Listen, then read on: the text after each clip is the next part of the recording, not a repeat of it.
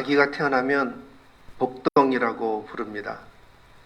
할머니, 할아버지가 기다리던 손주를 안고 복덩이라고 부를 만치 예뻐하죠.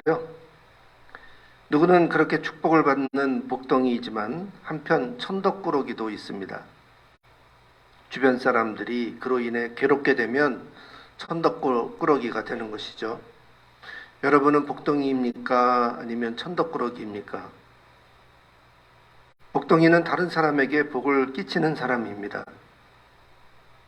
복덩이가 되려면 먼저 복을 받아야죠.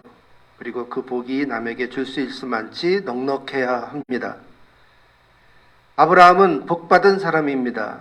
하나님이 아브라함에게 복을 주셨어요. 2절에 내가 너로 큰 민족을 이루고 내게 복을 주겠다 하셨어요. 그러나 하나님은 아브라함에게 단순히 복 주는 걸로만 끝나지 않았습니다. 그 다음에 곧바로 아브라함에게 내 이름을 창대하게 하리니 너는 복이 되라 이렇게 하셨어요. 복 받는 것과 복이 되는 것은 다릅니다. 복 받는 것은 계속 복이 공급되어야만 하죠. 그리고 복 받은 것은 받은 복을 다 쓰고 나면 끝이 납니다.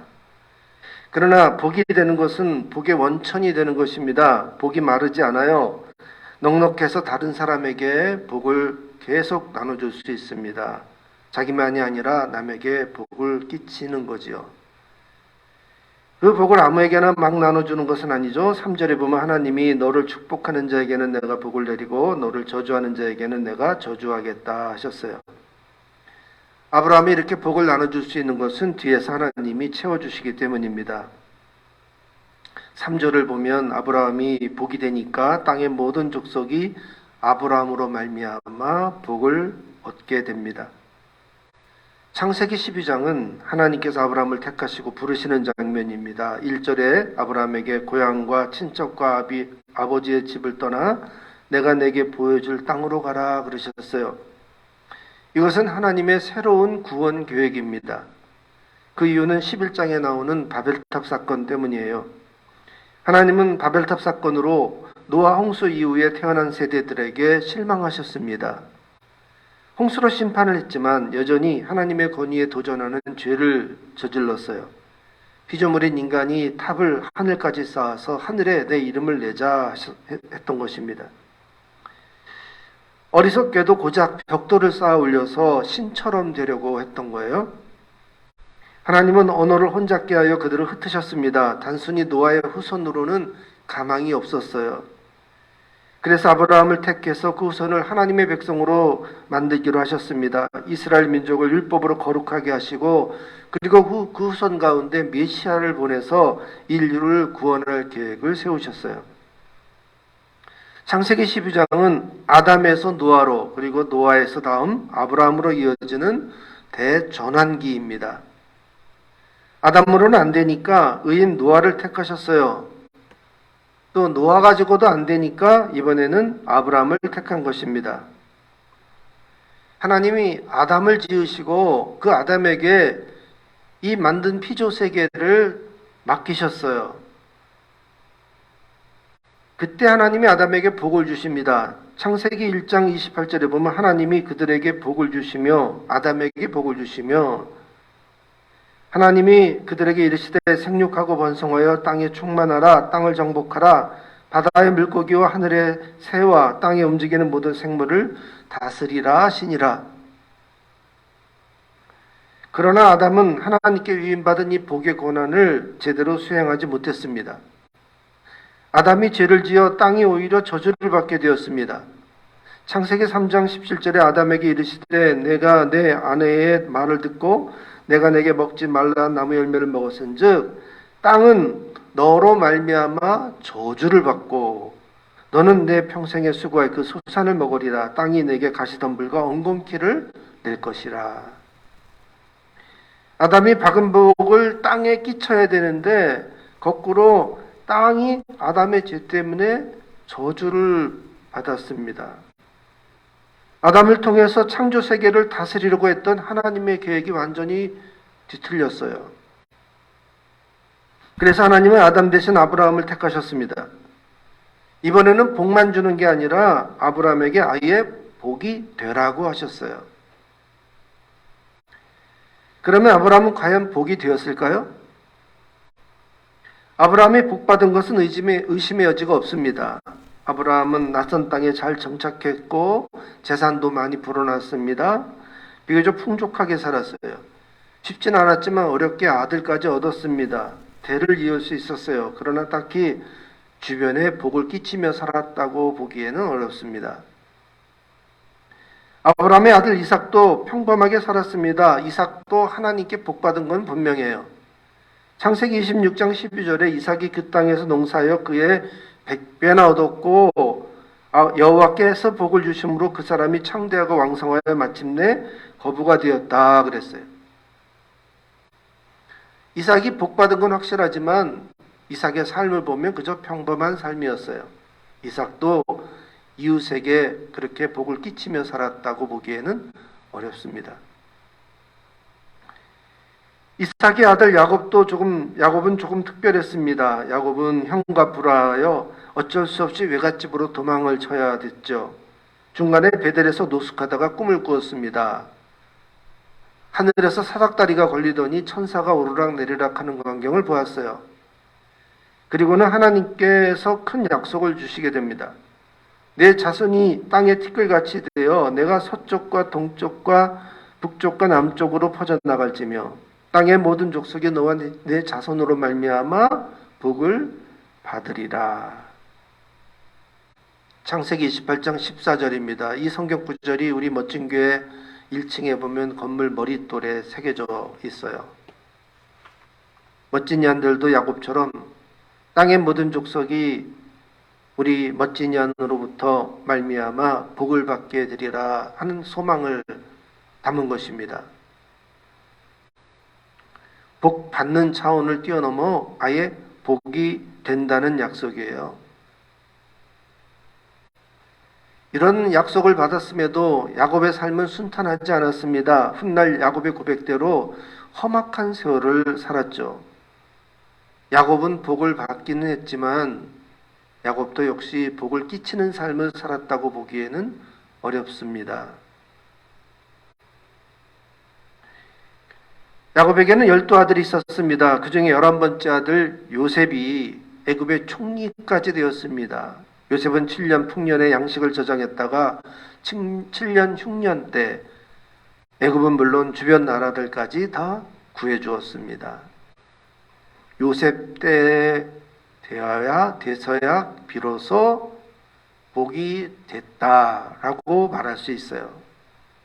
그러니까 아브라함에게 주셨던 하나님의 약속, 또 야곱에게 확인했던 그 약속이 요셉 때에 들어가서 성취됐다고 볼 수 있는 거죠. 시편 133편 2절을 보면 머리에 있는 보배로운 기름이 수염 곧 아론의 수염에 흘러서 그의 옷깃까지 내린 같다 그랬어요. 이 구절은 대제사장 임직식 때 장면을 표현한 겁니다. 머리에 관유를 붓는 의식을 그리고 있어요. 관유는 모략, 육개, 창포, 계피, 감람유를 섞어서 만듭니다. 성별한 거룩한 기름이죠. 이 기름을 머리에 쭉 부으면은 머리를 적신 기름이 수염으로 따라 흘러내려서 옷깃까지 적시게 됩니다. 이것은 대제사장으로 임명받은 아론뿐만 아니라 이스라엘 공동체 전체가 축복에 참여한다는 표현이에요. 그래서 그 다음 절을 보면은 3절에 헐몬의 이슬이 시온의 산들에 내린 같다 그랬어요. 그 광경이. 헐몬산은 해발 2769m, 이스라엘에서 가장 높은 산입니다. 그 헐몬에 내린 이슬이 시온의 산들에 내린 같다. 시온 산들은 뭐예요? 이스라엘 전체 영역을 말하는 거예요. 헐몬에 내린 이슬이 이스라엘 전체에 퍼졌다.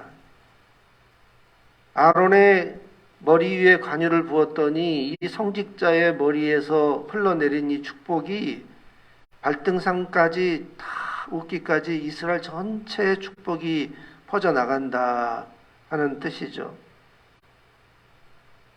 온 이스라엘이 함께 그 복을 누리게 되는 것입니다. 제 기억에 2001년도 처음 우리 멋진 게 개척하고서 제가 그런 설교를 한 적이 있어요. 여러분, 제가 누리는 이 축복을 다 나눠 가지세요. 막 이렇게 한 적이 있었어요.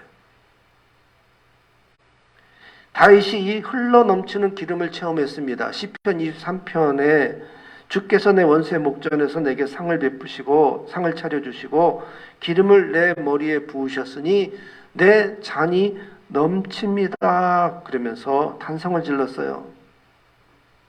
여호와가 나의 목자이시니 내게 부족함이 없다고 소리를 쳤습니다. 그래서 내가 여호와의 집에 영원히 살겠다고 감격해요.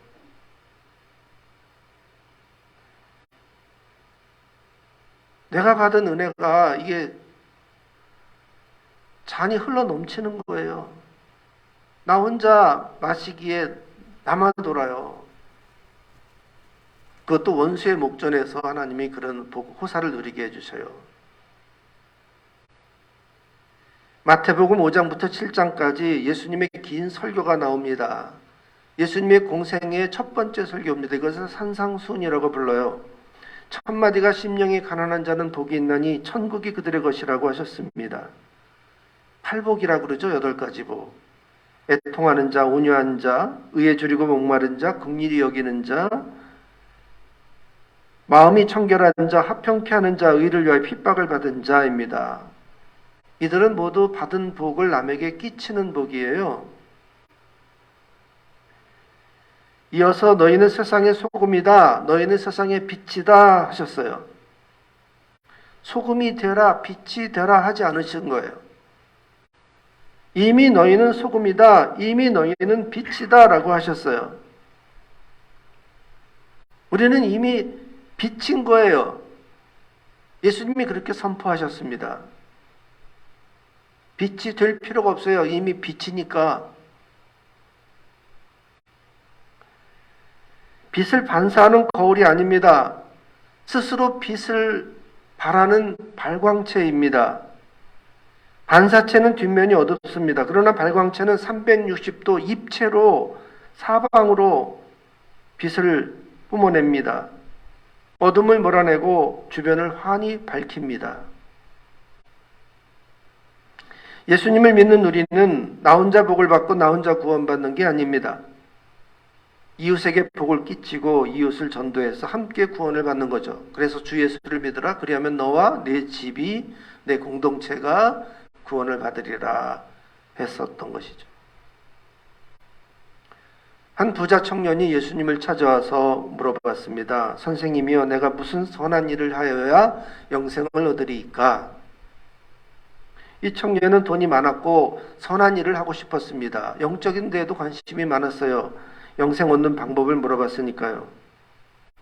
예수님이 되물었습니다. 어찌하여 선한 일을 내게 묻느냐?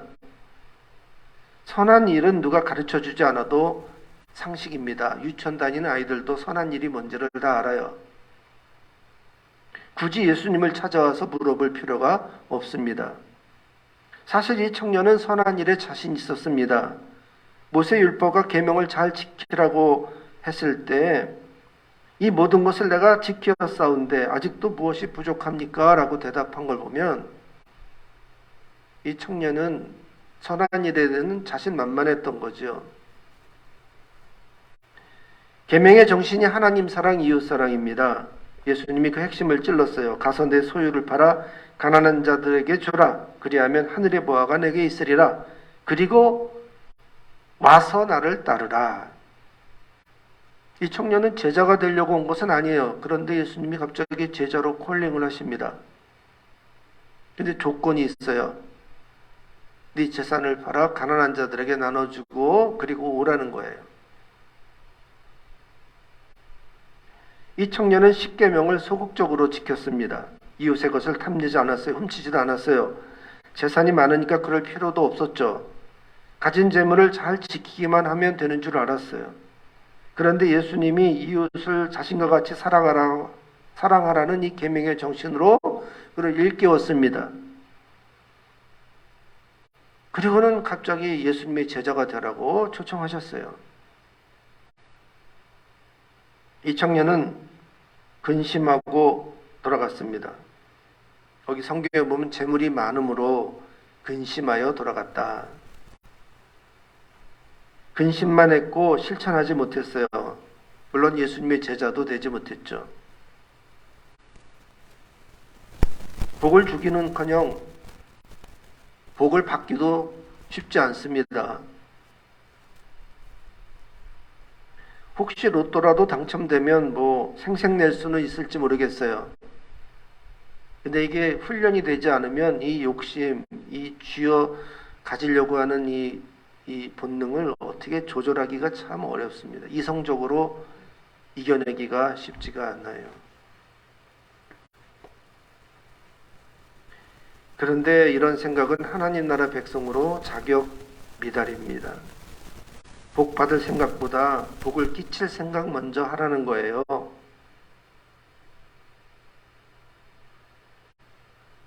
성경 구절 한번 찾아보겠습니다. 너무나 중요하기 때문에 제가 또 여러 번 말씀드린 거이기도 해요. 누가복음 6장 38절입니다.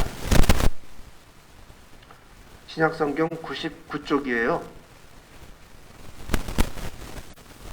우리 같이 한번 한 목소리로 누가복음 6장 38절 읽어보겠습니다.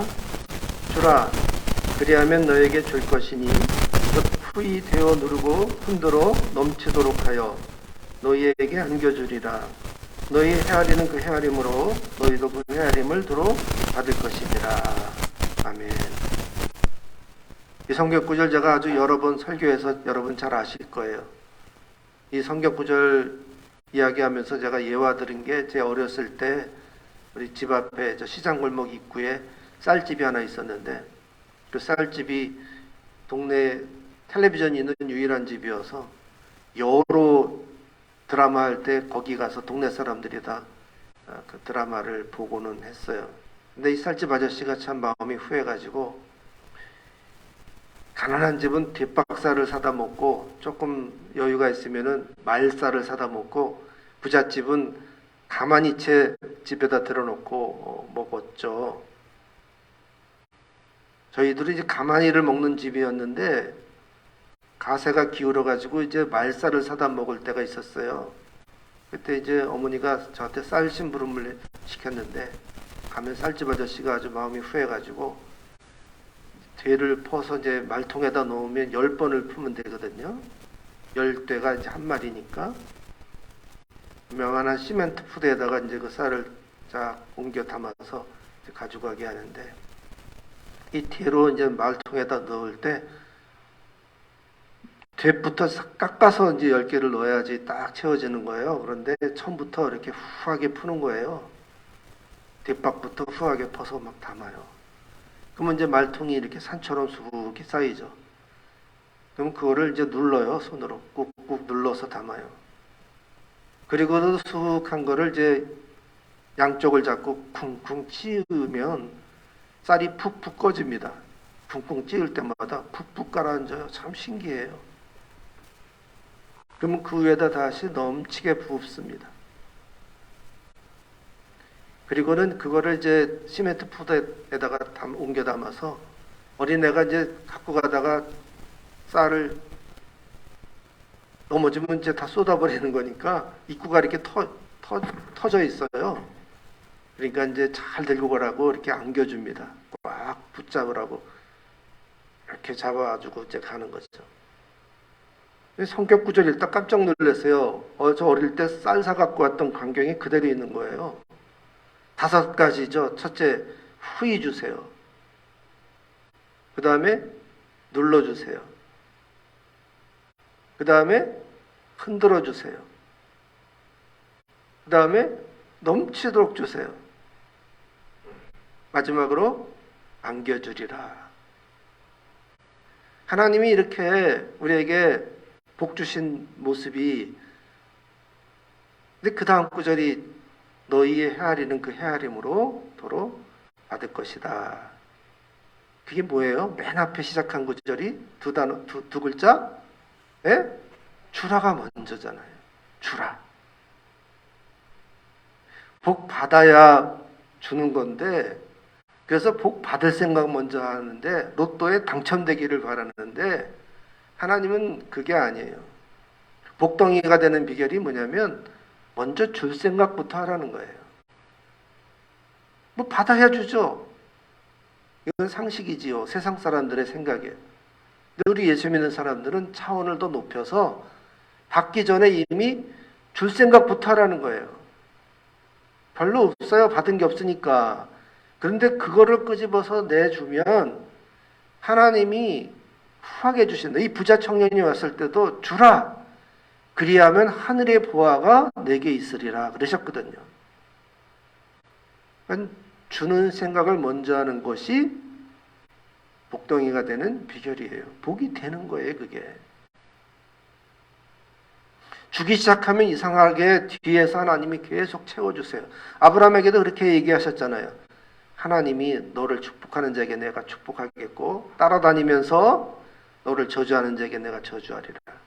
이게 네가 헤아리는 대로 도로 헤아림을 받을 거다 이 말이에요. 하나님한테 헌금하는데 이거 다 따져가. 제가 신방 가가지고 그랬어요. 어느 집사님이 11조를 하는데 10원까지 끊어서 월급을 뭐 27,000원 받았으면 2,750원 이렇게 헌금을 하는 거예요. 그래서 그렇게 하지 말고 후하게 계산해라. 3,000원 헌금해라. 이렇게 반올림 해가지고 헌금을 해야지. 그래도 하나님이 후하게 주시지.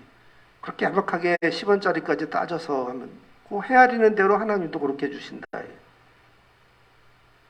10만 원 필요할 때 후하면 하나 20만 원 주시는데 10만 원 필요할 때 딱 10만 원만 주시잖아요. 꼭 그렇게 봐도 이웃에게 베풀 때에도 하나가 필요하면 둘을 줄 수 있고 둘이 필요하면 셋을 줄 수 있는 넉넉함으로 베풀면 하나님도 내게 주실 때 그렇게 넉넉하고 후하게 주신다는 거예요. 이게 바로 영적인 원리예요. 복 받는 비결이 아니라 복이 되는 비결이에요.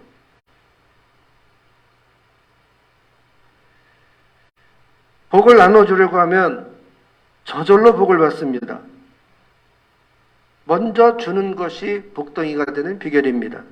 여러분 모두 하나님께 위임받은 복의 대사가 되시기 바라요. 아브라함에게 하나님이 복의 대사로 위임해 주셨잖아요. 우리는 이 세상에서 그런 복의 대사가 되는 거예요. 회사 사장이 되면은 직원을 거느리게 되고 그 직원에 딸린 식구들이 있어요. 내가 그 식구들까지 다 먹여 살리는 복덩이가 되는 거예요. 지도자가 되면 우리가 복덩이가 될 수 있습니다. 남을 의지해서 먹고 사는 사람이 있는 반면 여러 명을 먹여 살리는 복덩이가 있는 거예요. 아브라함에게 뭐라 그랬어요? 내 친척 본토 아버지의 집을 떠나라는 거예요. 낯선 땅으로 가라는 거예요. 미국에 이민 가보세요. 말도 통하지 않고 문화도 다르고 정착하기가 참 어려서 텃세에 시달리고 그래서 남을 의지하고 도움을 받을 형편이 되는데 어느 틈에 내가 거기 가서 복을 끼치는 사람이 되겠어요? 아브라함도 사실 그 텃세에 많이 시달렸습니다. 낯선 땅에 와서.